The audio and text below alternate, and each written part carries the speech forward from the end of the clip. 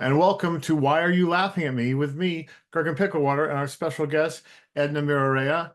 Edna is a Hello. comedian and a characterist, I believe, and an improv person and a clown. And Edna, can you tell little people about yourself and what you do? Yeah, I'm a trained clown and mime and a sketch comedian, and I do stand up here and there. I do everything under the sun that's theater, including writing and producing and sound design. So, what brought you to comedy in the first place? Well, funny story. I went to school for thinking I was going to be in radio and doing performance art. And I went to school specifically for performing arts and social justice. And it got really depressing because I felt like I was carrying the weight of the world on my shoulders. And so I left there and wanted to laugh. And I went in the direction of directing. I wanted to be a director. And so I was looking for mimes to do a show about um, conversations and arguments I'd had over the course of a year that I recorded with like my partner at the time and I. And in looking for mimes to perform this play for me, I discovered that Flying Actor Studio was auditioning for clowns, and they were like, "Oh, you'll find all the people there." I didn't find any because there were none, and instead I ended up auditioning and getting into clown school, and that's how I came about it. So, for clown school, you went to flying actor? Yes. Okay, cool. Um, where do you feel like your comedy comes from? What is the root of your humor? Where does that start? I Love Lucy, I guess. I think I started watching her, and that was like the first time I cackled. It must have been like something like her eating chocolates or her standing on, squishing grapes. I'm not really sure exactly what it was, but I remember it was like a physical reaction to something physical I was watching on TV. So slapstick was generally my go-to at the time. And then I started watching Mad TV. I was very much into characters, and I was always making fun of people on TV. I would always pretend to be like the ice skaters and the gymnasts on television and the dancers, and I was making my whole family laugh. So that's kind of how I was. I wasn't like that at school. I was only like that at home. Yeah.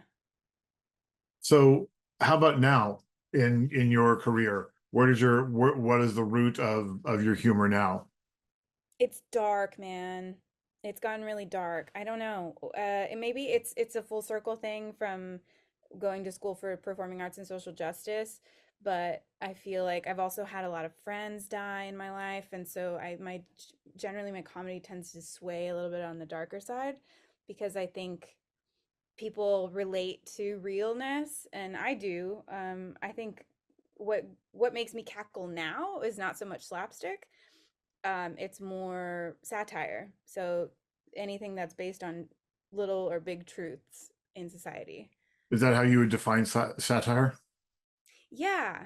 The dichotomy of tragedy and comedy, I think, is like the sweet spot for me. That's what makes me laugh the most. Yeah, it's funny. I was researching for a paper once, and I decided to do a paper on humor and development of humor in early childhood. And it turns out that there's like a scale, there's like levels that have been tested. Unfortunately, only tested in like certain countries, like white countries. But still, across the board, like UK, Canada, and the US tended to have um, uh, very specific times of from birth to 5 years old that like uh slapstick was introduced, and then like puns and oh, like that's not supposed to go there, why is it on your head, like there's a very specific like regimen for how humor is developed in those countries, and or how human development is in general. And I think there's a similar scale in adulthood.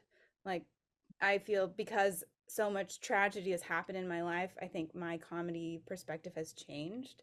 And I think the more, like, the worse things that happen to you, the more funny life can be. Yeah, every one of these episodes we've done so far, we've talked about how uh I think Dominique Jandot stated it as, it's not like he came up with the idea, but he stated it as, there's nothing funny without some pain in it. Yeah. There's no humor that doesn't have some discomfort in there somewhere. Yeah, Um, I mean that's the basis of clowning. it definitely can be. I think for a lot of people, clown is more silly. It doesn't touch on the emotional vulnerability that clown does for us. I think Yeah, I think I do agree with that. There's two clowns, right? Um, however, I think at the core, clowning is finding the uncomfortable truth within you and then sharing that vulnerability with an audience so that they feel the same uncomfortable truth with you, and then they can sit in it and then they feel less ashamed of it. I definitely agree with a large part of that. I think there. Sorry, I said chase the cat away. Um, yeah, emotional vulnerability is a huge part of clown. Uh, Amplifying aspects of your personality to find truth in them is a huge part of clown. I think those are all inherent aspects, not just to clown, but to comedy in general. Yeah. Um, what do you find funny now? Yeah, so like I said, satire is the thing that makes me cackle the most. I think I find myself laughing. It's hard for me to laugh in it's just hard for me to laugh now. I think I'm psychoanalyzing, not psychoanalyzing, but I'm analyzing how an audience reacts, where they laugh and why, and how I can replicate that in my future shows when I'm watching stuff live. And also when I'm watching comedies, I'm thinking about the writing and like, oh, how did that joke land and what was Hmm. the structure of that? And so I'm like hyper focused on the writing. Uh, which is it's kind of sad, but there are certain things that do still make me cackle now, which are like South Park. For the last 10 years, South Park has gone very satirical and like just talking about everything that's happening and like sometimes the week of. I think now they take a little more time, but at the last few years they've taken more time. But before the pandemic, they were doing a lot of like weekly shows that were commenting on society and like the US and Canada, like what was going on politically. And I thought that was really fun. I thought it was better than anything SNL was doing, honestly. Um, and Chappelle's show used to make me cackle. Too bad we don't have that anymore. Just anything that touches on what's really going on in real life, like racism, classism. I really liked, well, some dry humor I enjoy. I really like when people on TV are like assholes. Uh, like John Cleese in Faulty Towers makes me laugh a lot still. I think, yeah, he touched on just a lot of like hitting people's nerves, kind of like the like what's that show now? Uh Curb Your Enthusiasm. He was kind of like that, but not self-aware. Um yeah, that stuff kind of makes me laugh. It's also a dichotomy, right? It's like saying something really funny but with a very serious face. And characters make me laugh. I think if I go back and watch some Mad TV episodes, I'll still laugh at characters. Characters are like my jam. Um, I think the yeah. dichotomy is a huge part of what works for me. Is at least that's where I try and find my humor is in presenting two a mask and a counter mask, two opposing aspects in one form in some way. You mentioned Yeah. Curb Your Enthusiasm. So how do you feel about shows like Curb Your Enthusiasm and Seinfeld and so on in your view of this kind of humor? Yeah, I don't really watch Curb Your Enthusiasm that much. I just used it as an example to relate back to John Cleese's show, Faulty Towers. But I do think that it's very funny. Just people who are mean are hilarious to me. Like I don't want to encounter them in my real life, but I love watching them fail. It's like so good. Okay. It's Watching just them it's fail, I a can visual. understand. Yeah, it's like they're causing their own failures, and I live for that because I want people to learn and adapt and evolve. So anytime I see that on screen, I'm like, yes, Are promote you that. are you a fan of B. Arthur? Yeah. She's in the American version of Faulty Towers. That's her starring vehicle. Oh. There's an American Cool. version of Faulty Towers that was out for a little while in like the 70s or 80s that stars B. Arthur in the John Cleese role. Oh, I had no idea. I gotta look that up. That's so cool. So you mentioned satire a couple of times, and this it's a word I've always had trouble with because it means denotatively, like dictionary definition, it means exactly the same thing as parody. There's no difference. But connotatively, I see a huge difference between satire and parody. How do you relate to parody versus satire? Parody is just showing what is, and satire is showing what could be if it goes further. So, like, trying to think of an example. Doing so God, I hate him. I don't want to talk about him. Who's somebody else? Okay, so like if we're gonna make fun of like Kamala Harris, like her laughter, like we would do like her actual laughter and parody it as it is, right? And then if you wanted to take it into a satirical place, you would you would make her laugh even crazier and then make the laughter like cause something horrible to happen or like, something like Interesting. That's very interesting. Speaking of characters, characters are a big part of what you do. How does like I've seen you do videos on I've seen you do characters live in shows with me, and I've seen some of your videos of different characters that you do, which involve a lot of physical transformation. How does aesthetics affect your comedy? Sometimes I start with aesthetics. Sometimes a character piece, like a hat or some costume element, or maybe like a facial expression, or just even like a pose, will begin the journey of discovering a character. Sometimes it's a vocal affectation that I hear, and it drives the whole character. And the character doesn't like come up overnight, of course. It's like a full discovery. Sometimes it takes like a whole year to like really settle into somebody. Sometimes it's right away and I just like have a thing. Um, and then I freeform write uh, just based on like maybe a phrase or something. I think I learned that process in clown school, excuse me. We did, like play an animal, play like elements of the earth, play like this and that, and then find a walk, a silly walk, and find like a way of standing, and like, where are you moving from? Are you moving from your chest? Are you moving from your head? Does your head jut forward? Does you do your hips jut forward? And um, do you have a limp? And so that will usually like find its way into like a vocal thing, so like a little just a saying or something, and then you'll walk around and kind of find the character, and then from that like sprouts a whole monologue if you want. That's very cool. Dolores Leonard, who's a buffoon teacher in or bouffant, I don't know how you're supposed to I pronounce think it. it's the fun, yeah. Yeah, but so I'll continue to pronounce it incorrectly. She's a teacher in Canada, and she did a workshop in my year at the Clown Conservatory that was about bouffant. And I pulled a lot of my physicality from that workshop. And it relates to what you're talking about with leading with body parts. Her thing is you're taking the ugliest parts of yourself and inflating them, making a hyperbole of your ugliness, putting your ugliness on display. And so a lot of my physicality, especially when I'm doing that weird kind of devilly, effeminate, over the top theatrical character that I do, Yeah, that physicality definitely comes from leading with my belly and so on. Definitely comes from that workshop with her. She was amazing. And that was yeah, the best experience I'd had with Buffont, other than Ross Travis of right, Antigone Drain. He's also pretty amazing. yeah. Um, I love Buffon. It's satire too, right? yeah.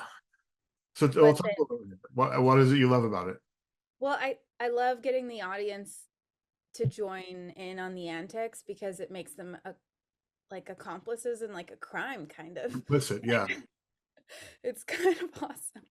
It's taking clowning to a whole new level instead of just saying like, "Hey, I share this insecurity with you. Let's express it through my body and then you can laugh at it and feel better about yourself." It's like, "No, you're going to come up here and be so vulnerable, like more vulnerable than you've ever been with me and worse than me, and we're going to push you until you're like so embarrassed that you had to like hide in shame." I think that's great. Some people hate it. I love it. But I love being on stage and I love being embarrassed. So that's me. Okay, that's cool. I love being on stage. Embarrassment, not as much, but it is at the core of what we do, right? It is that vulnerability is taking. I mean, I've had friends who can't watch me do my burlesque act because it's too embarrassing for them to watch Really? me. Yeah, to watch me be up there essentially naked, bouncing around is too cringe for Oh some people who were no. friends of mine at the time. I mean, most people, Hmm. most of the time it kills, but for some people it just they just can't handle that level of embarrassment. So I'm comfortable embarrassing myself. Yeah. Uh, Being embarrassed by other people doesn't work for me. It's like also like laughing at me when I've not given you the permission to laugh at me. Okay. I'm too uptight for that. Okay. I need to be much more relaxed to be a natural comedian because I'm not a natural comedian. I was not funny as a child. I had to work really hard to get what level of funny I have to come out of me. Um, but that's Yeah. all neither here nor there. Failure. Let's talk a little bit about failure. How do you deal with it? How do you deal with failure in general, and how do you deal with it specifically when you're on stage? I don't think I look at anything I do on stage as a failure. I think the last time I felt any inkling of that was when I did my character Hillary Like in she's a goth character that I started at Flying Actor Studio. And I started that in like 2009, I guess. And then I performed her for a while and then I stopped for a while. And then I brought her back by popular demand to an international the what is it? San Francisco International Arts Festival. They had a show at Fort Mason and I had like I had a slot with my friend David Molina and his band and they were gonna play this really cool I think that the whole theme of the festival that year was like Dada. And so they were gonna play this like long, crazy, like experimental noise set. And in between, I was gonna host as Hillary and be like, do kind of a shtick, right? I didn't have the entire thing memorized. And so I forgot some stuff and I got stuck at one point and I just sort of froze. And I've never freeze, even in that character. And I think I just sort of like bumbled through. And I was so embarrassed after, but I remember that nobody really cared because no one knew except me that I had fucked up. Um, and so I try to lead with that thought in mind. Nobody knows. It's okay. Um, and if you slur or if you stumble over your speech, you just move on and then you get over it. As I think as long as you carry out the end of it and you don't just like rush off stage in a, in a huff or horrified or crying, I think you haven't failed. And I did do that once in childhood, but it wasn't like I think it was more defiance than it was like I didn't run away. I My grandmother told me I had a ballet recital and she told me I couldn't pee and I really had to pee. And so I went out there in defiance and I was really mad and I just stood there for my solo and I just peed. And she was Natural comedy. so mad at me. And then, well, here's the thing, like I did it in defiance, thinking like, fuck you and fuck all this. And I hate ballet. I wanted to be in tap. And but then they all laughed. The audience, the parents, they all laughed. And then I cried because then Oh, I was they're embarrassed laughing because at me. I was like, I think I was, it was more, it was a control thing. I wanted them to know that I was being defiant and protesting, but nobody could have known, right? Yeah. Like what I was experiencing. I must have been like 5 or 6. Yeah. So Or then it was memories. embarrassing when like they didn't know. I guess that's the thing, right? If they know that you fucked up, then it's embarrassing. Well, what about the stand-up when you're just telling jokes and you don't get to laugh? Then that's so easy. Then you just say, yeah, then I pull out like a little mime pamphlet or like mime notebook, and then I'll just like turn the page and I'll go, okay, omit that joke or Okay. that didn't work, or crumple it up and throw it out, or say like, yeah, that's not a good one. I won't use that next time. Or, you just basically go revert to clowning or self-deprecation, which Louis C.K. did a lot of, and I appreciate it. I thought that was real clowning too. I just have a different understanding of clowning, I guess. Yeah. That's a shame about him. He was so funny in his day. He's Back. still funny. I'm sure he's still writing, ghost writing for lots of Oh, you people. think so? Okay, that makes sense.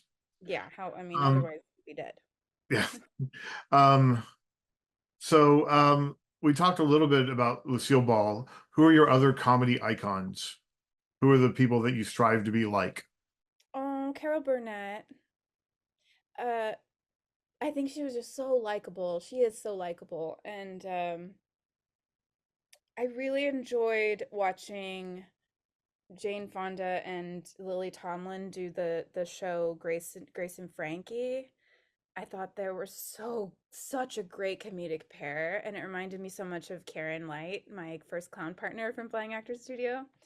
And we were also just like really good pair. It's really nice to have a pair, a nice pairing. I'm actually performing in Edmonton right now.